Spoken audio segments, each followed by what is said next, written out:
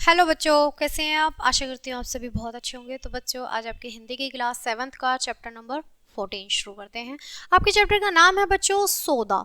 ठीक है, ये जो हमारा पार्ट है, पार्ट का नाम ही है सौदा। और सौदा क्या होता है, किसी चीज़ का सौदा करना भी होता है, और सौदा बहुत सारी चीज़ों में हम लेख कर सकते हैं। ठीक है, चलिए कहानी का परिचय जान लेते हैं। इस कहानी के लेखक श्री मोहन राकेश हिंदी के प्रतिष्ठित कहानीकार हैं। इनकी कहानियों में भोगे हुए जीवन की अभिव्यक्ति दिखाई पड़ती है तथा संवेदना और सूक्ष्म निरीक्षण की सशक्तता देखते ही बनती है। प्रस्तुत कहानी में दिखाया गया है कि जो लोग अवसर के प्रतिकूल अतिशय चतुराई दिखाते हैं वे अंत में पछताते हैं।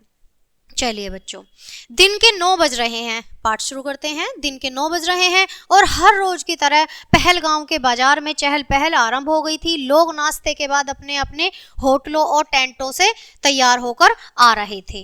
ठीक है, कई पार्टियां बाजार के एक सिरे से दूसरे सिरे तक चहलकदमी करती दिखाई देने लगी थी। उन्हीं लोगों में से एक व्यक्ति उनकी वेशभूषा से प्रकट होता था कि वह अमृतसर का लाला है। वह अपनी पत्नी और बच्चों के साथ एक और खड़ा था। वह बहुत सवार कर चाकू से सेब के टुकड़े काट रहा था और उसके हाथ में देता जा रहा था। उन लोगों के पास एक दरी, एक सेबों की टोकरी और एक छोटा सा डिब्बा भी था। ठीक है, डिब्बा रखा हुआ था। पहले पुल की तरफ से चलते घोड़े वाले घोड़ों की लगामें थामे हुए आ रहे थे। लोगों की उलझली सज्जा के साथ उनके मेले फटे हुए वस्त्रों की तुलना करने लगता था कि वे घोड़ों के मालिक नहीं, घोड़े उनके मालिक हैं। वे लोग आज बहुत धीरे धीरे बाजार की ओर आ रहे थे, जो कि उनके स्वभाव के विरुद्ध था। अक्सर उनमें से जो जल्दबाजी दिखाई दिया करती थी वह आज नहीं थी। घोड़े वालों में बाजार पहुंचते ही बाजार की हलचल बढ़ गई थी। बहुत से लोग उन्हें घेरकर आदेशात्मक स्वर में उनके घोड़ों की मांग करने लगे थे। ज्यादातर लोगों को चंदनवाड़ी के लिए घोड़े लेने से पहलगाम आने वाले लोग एक बार चंदनवाड़ी तक घुड़सवारी अवश्य कराते थे। हालांकि चंदनवाड़ी में कोई विशेष आकर्षण नहीं था, वह अमरनाथ के रास्तों का एक साधारण सा पड़ाव है।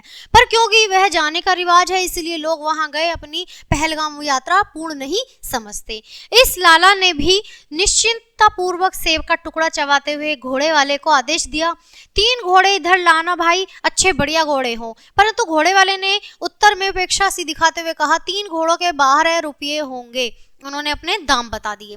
सब घोड़े 3-3 रुपये में जाते हैं। लाला ने जरा झिगड़ाते हुए कहा, हम आज पहली बार नहीं जा रहे हैं। यह छोटा सा झूठ उसकी व्यवहार बुद्धि ने उसे बहुत बुलवा दिया कि हालांकि कुछ देर पहले जिस तरह वह व्यक्ति से वह चंदनवाड़ी के संबंध में पूछ रहा था, उससे स्पष्ट था कि वह पहलगाम अपने जीवन में पहली बार आया है। इसी व्यक्ति से उसे पता चलता था कि घोड़े वाले चंदनवाड़ी के 3 रुपये लेते हैं, 4 रुपये सरकारी रेट है। घोड़े वाले ने घोड़े की जीन ठीक करते हुए पहले से स्वर से कहा, 4 रुपये से कम में आज कोई नहीं जाएगा। तू जा, अभी 50 मिल जाएंगे। लाला ने स्वर में तिरस्कार लाकर कहा और दूसरे घोड़े वाले को आवाज दी। परंतु सब घोड़े वाले उस दिन 4-4 रुपये ही मांग रहे थे और लोग भी उनसे इसी बात का झगड़ रहे थे कि वे घोड़े वाले जो रोज 3-3 रुपये में चलने के लिए लोगों की मिन्नत क्या करते थे। लोग कह रहे थे कि उन्होंने स्वयं ही आज घोड़े वालों का दिमाग आसमान पर चढ़ा दिया। घोड़े वाले उन्हें जरूरतमंद समझकर नखरा दिखा रहे थे और वे सब अगर निश्चय कर लें कि कोई घोड़ा नहीं लेगा तो अभी घोड़े वाले उनकी खुशामद करेंगे और दो रुपये में चलने को तैयार हो जाएंगे। आज क्या बात है, किसी ने पूछा। कुछ बात नहीं, एक घोड़े वाले ने उत्तर दिया, 4 रुपये सरकारी रेट है। पहले भी तो सरकारी रेट 4 रुपये था, फिर भी 3 रुपये क्यों लेते थे। प्रश्नकर्ता ने पूछा। यह तो मर्जी की बात है साहब, एक तरुण घोड़े वाले ने उत्तर दिया। पहले मर्जी थी लेते थे, आज मर्जी नहीं है, नहीं ले रहे हैं, ऐसा घोड़े वाले ने कहा। पर धीरे धीरे लोगों को पता चल गया कि कल किसी बाबू ने एक घोड़े वाले को इस बात पर पीट दिया कि वह चंदनवाड़ी की 3 रुपये की बजाय 4 रुपये मांग रहा था। इसलिए सब घोड़े वालों ने निश्चय किया कि वे आज से 4 रुपये से कम चंदनवाड़ी नहीं जाएंगे। अपने मेले परिधानों के बावजूद आज भी गर्व महसूस कर रहे थे और उनके रेखांकित चेहरों पर उल्लास व्यक्त हुई उनकी मैली दंत पंक्तियां बार बार दिखाई दे रही थी। थोड़ी देर बाद इंतजार करो जी, ये लोग अभी रास्ते पर आएंगे। लाला ने अब बढ़कर आगे आते हुए कहा, आज हम इन्हें 4-4 रुपए देंगे तो कल ये लोगों के 5-5 रुपए मांगेंगे, जो जायज है वह देना चाहिए, उन्हें जाने दिए और घोड़े वाले आ जाएंगे। खालसा होटल का नौकर आवाज दे रहा था कि होटल में 18 घोड़े चाहिए, इसलिए घोड़े वाले खालसा होटल की तरफ चल दिए। इस पर कुछ लोगों ने तुरंत परिस्थिति से समझौता कर लिया और 4-4 रुपए में अपने लिए घोड़े ठहरा लिए। लाला और कुछ अन्य लोगों ने असंतोष प्रकट किया।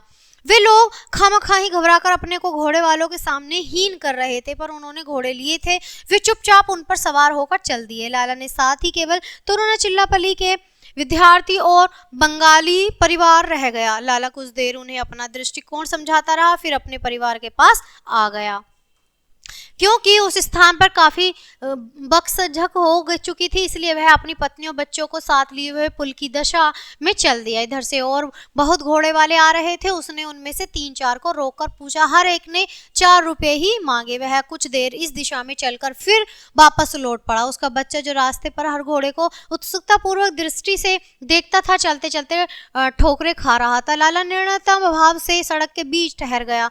पास से गुजरते हुए 3 घोड़ों को उसने ठहरा लिया और एक घोड़े वाले को आदेश दिया कि वह उसकी धर्मपत्नी को घोड़े पर बैठने में सहायता दे। दूसरे घोड़े पर उसने बच्चों को बैठा दिया और तीसरे घोड़े की रकाब में पांव रखकर वह प्रतीक्षा करने लगा कि घोड़े वाला आकर उसे अपने शरीर को ऊपर उछालने में सहायता दे। लाला ने कहा, चलना है? घोड़े वाले ने उसे हाथ का सहारा देते हुए पूछा। चंदनवाड़ी, उसने घोड़े पर जमकर बैठते हुए कहा। 4-4 रुपए होंगे। लाला ने घोड़े पर बैठते ही विश्व विजय की तरफ एक दृष्टि चारों ओर डाली और घोड़े वाले की बात को महत्व न देकर कहा, जरा बताओ लगाम किस तरह पकड़नी है। घोड़े वाले ने लगाम उसके हाथ में दे दी और कहा, साथ ही 8-8 आना बख्शीश मिल जाए, जो मुनासिब पैसे हैं मिल जाएंगे। लाला ने कहा, हम किसी का हक नहीं रखते, और उसने लगाम को जरा सा झटका दिया और उससे घोड़ा आगे चलने की बजाय पीछे घूम गया। लाला यह देख नहीं चलेगा। घोड़े वाला जरा हंसकर बोला, तुम पैसे की बात करो, यह भी दौड़ने लगेगा। तुमसे कह दिया ना कि ठीक पैसे दे देंगे। 4-4 रुपये भाड़ा और 8-8 आने बख्शीश, 3-3 रुपया भाड़ा और 4-4 आना, तो उत्तर जाओ। लाला, घोड़े वाले ने बीच में ही कहा, 3 रुपए में कोई घोड़ा नहीं जाएगा। कैसे नहीं जाएगा? लाला जरा भावेश के साथ बोला, जब रोज जाता है तो आज भी जाएगा। नहीं जाएगा साहब, आज नहीं जाएगा। अब उन दोनों में आपस में बहस होने लगी। तो हम भी घोड़े से नहीं उतरेंगे, खड़े रहो, जितनी देर खड़े रहना है। और वह पंजाबी की गालियां मिलाकर ऐसी हिंदी बोलने लगा कि जिसमें विशुद्ध भाव ही भाव था, कला का अंश तक नहीं था। और तभी जाने क्या हुआ कि उसकी पत्नी का घोड़ा सहसा सरपट दौड़ उठा। उसे बेचारी ने संभालने की बहुत कोशिश की, पर कुछ गज जाते जाते बिल्कुल गिरने को हो गई। घोड़े वाले ने भागकर घोड़े को रोक लिया। लाला ऐसी स्थिति में था कि वह बिना घोड़े वाले की सहायता के उतर भी नहीं सकता था। उसने एक पैर रकाब से निकाल लिया, पर जमीन तक पहुंचने की चेष्टा की। उसका दूसरा ओर उलझ गया। घोड़े वाले ने उसे सहारा देकर उतार दिया। तब तक उसकी पत्नी भी किसी तरह संभल कर उतर गई थी। लाला ने बच्चों को उतारा और एक और खड़ा होकर फिर उसे भाषा में उसने उद्गार प्रकट करने का। घोड़े वाले ने वहां से चले गए, क्योंकि दूर कोई उसे हाथ के इशारे से बुला रहा था। बंगाली परिवार और तिरुचिरापल्ली के विद्यार्थी भी उस घोड़े पर सवार होकर आ रहे थे। कुछ युवक और युवतियां तेजी से घोड़े को दौड़ाते हुए निकल गए। बच्चा चकित दृष्टि से देखता रहा। लाला की पत्नी ने उससे कहा कि यदि चलना हो तो उन्हें भी और लोगों की तरह चुपचाप 4-4 रुपए में घोड़े ले लेने चाहिए। लाला ने उसे आत्मसमर्पण करते हुए उसकी बात मानकर घोड़े वाले को आवाज दी। वह उनके लिए 3 घोड़े ले आए। नहीं साहब, घोड़े खाली नहीं है, घोड़े वाले ने दूर से कहा। एक और घोड़े वाला भी पास से निकलता हुआ यही कहकर चला गया कि घोड़ा खाली नहीं है। तीसरे ने उत्तर दिया कि आवश्यक नहीं समझता। आखिर घोड़े वाले ने रुककर कहा, 4 रुपये भाड़ा और 1 रुपया बख्शीश मिलेगा। भाड़ा तुम्हें रेट के मुताबिक देंगे। लाला ने खिसकाते स्वर में कहा, बख्शीश हमारी मर्जी पर है। नहीं साहब, घोड़े वाला बोला, बख्शीश भी पहले तय होनी चाहिए। उधर एक साहब घोड़ा मांग रहा है, एक रुपया भी बख्शीश देता है। और इससे पहले कि लाला निश्चय कर पाता कि बख्शीश की स्वीकृति दे या ना नहीं, एक और घोड़े वाले ने उस घोड़े वाले को पास बुला लिया और वह एक यूरोपियन परिवार के लिए 7 घोड़े इकट्ठे कर रहा था। शीघ्र ही वह पास के निकल के चले गए। वहां से वो चले गए। लाला ने बाजार के एक सिरे से दूसरे सिरे तक दृष्टि दौड़ा कर देखी, कहीं एक भी घोड़ा दिखाई नहीं दे रहा था। उसने पत्नी और बच्चे को वही छोड़कर स्वयं बाजार का एक पूरा चक्कर लगाया, पर तभी घोड़े जा चुके थे। सहसा उसकी दृष्टि एक घोड़े वाले पर पड़ी, जो क्लब की तरफ से घोड़ा लिए बाजार की ओर आ रहा था। वह रुककर उसकी प्रतीक्षा करने लगा। घोड़ा और घोड़े वाला बहुत धीरे धीरे चल रहे थे और लगता है कि दोनों बीमार हैं। पर पास पहुंचने पर लाला ने घोड़े वाले से पूछा कि वह चंदनवाड़ी चलने का क्या लेगा। 3 रुपया, घोड़े वाले ने खासकर उत्तर दिया। लाला ने चेहरे पर प्रसन्नता की लहर दौड़ गई, उसे लगा कि अतः विजय इसी की हुई है। उसने घोड़े वाले से कहा कि वह तुरंत 2 घोड़े और ले आए और घोड़ा आप देख लीजिए, मेरे पास तो एक ही घोड़ा है। घोड़े वाला बोला, रखना है तो बताइए, नहीं तो मैं उधर से एक मैम के बच्चों को घुमाने ले जाऊंगा। तू मेरे साथ रह, अभी 2 घोड़े और मिल जाएंगे, लाला ने कहा और उसे अपने साथ लिए वहां आ गया। उसकी पत्नी खड़ी थी। वहां जाकर उसने आत्मलघनतमा ढंग से पत्नी को बताया कि किस तरह अब 3-3 रुपए में घोड़े मिल रहे हैं और थोड़ी देर में शायद उससे भी कम मिलने लगेंगे। उसने बाद में पत्नी और बच्चों को साथ लिए हुए घोड़ों की तलाश में बाजार में चक्कर काटने लगा।